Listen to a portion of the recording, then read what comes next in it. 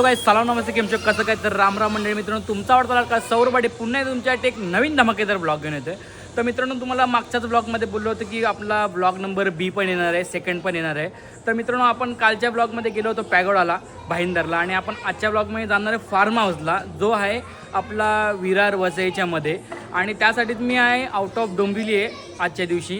तर आता आपण सगळ्यात आधी फ्रेश वगैरे झालं, आंघोळ केली, नाश्ता वगैरे केला, आणि आता मी चाललो आहे सगळ्यात आधी साईबाबांच्या मंदिरामध्ये. आज आपण चाललो आहे मंदिरामध्ये. तिकडे साईबाबांचं पण खूप मोठं मंदिर आहे आणि सगळ्या देवांचे पण मंदिर आहेत. तर सगळ्यात पहिले तिकडे दर्शन वगैरे करू आणि त्याच्यानंतरच आपण जाणार आहे फार्म हाऊसला. आता मी माझ्यासोबत माझ्या आईला घेऊन चाललो आहे. हे माझी आई आहे इकडे, बघ काय ना, हाय कर हाय. तर आता आम्ही चाललो आहे मंदिरामध्ये आईला घेऊन. खास माझी बाकीची फॅमिली पण वरती आहे. तर तुम्हाला माहीत नाही मी कुठे आलो ते सांगेन थोड्या वेळात, कारण मी थोडा सिक्रेट मिशनवरती आहे. तर चला आता जाऊया सध्या मंदिरात, त्याच्यानंतर आपल्याला जायचं आहे फार्म हाऊसला. तर तुम्ही व्लॉग पूर्ण बघा, आवडला तर लाईक आणि सबस्क्राईब नक्कीच करा. तर मित्रांनो, फायनली आपली गाडी काढली आहे आणि आईला सोबत घेऊन चाललो आहे सगळ्यात आधी मंदिरात. आणि मंदिरात पहिले दर्शन वगैरे घेऊ आणि त्याच्यानंतरच आपण निघणार आहोत फार्म हाऊसला. तर चलो गाईस, जाऊया दर्शन करायला.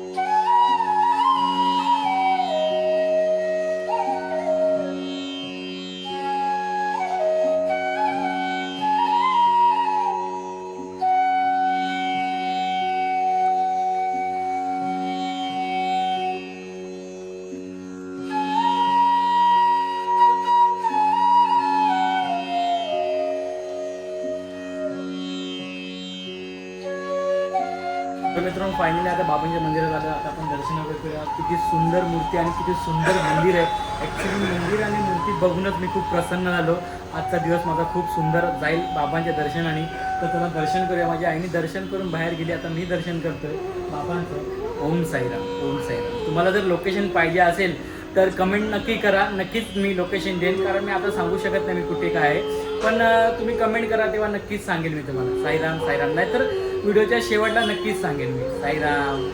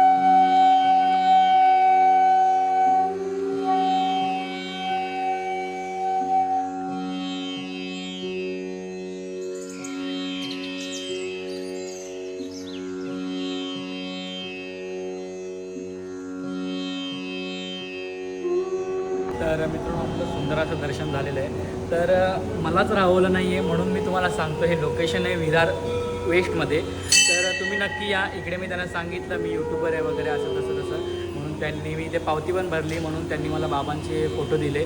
खूप बरं वाटलं त्यांच्याशी थोडा संवाद साधला, थोडं बोललो त्यांच्याशी कसं काय कुठून आलो काय आलो.